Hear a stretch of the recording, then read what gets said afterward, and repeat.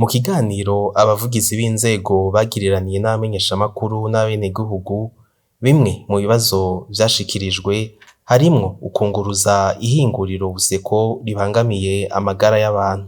Ikibazo mwabajije ku bijanye no kunguruza ihinguriro risanzwe rihingura isima ngaha nyene mu Cibitoke Buseko, ni ikibazo kizwi mu bushikiranganji kandi kiraje ishinga ubwo bushikiranganji, kuko nkuko mubivuze amagara y'abantu ni karahara mu ruganda ntibacura.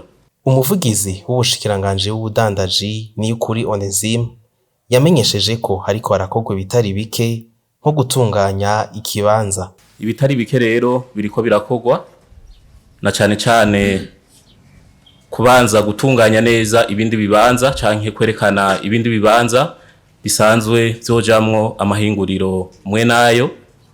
Ikindi kiriko kirakorwa no gusaba ihinguriro Buseko imbere yuko ryunguruzwa canke rija muri ivyo bibanza bindi vyategekanijwe, guhingura neza imicafu isanzwe iva muri irya hinguriro kugira ngo ntiribandanye rihungabanya amagara y'abenegihugu.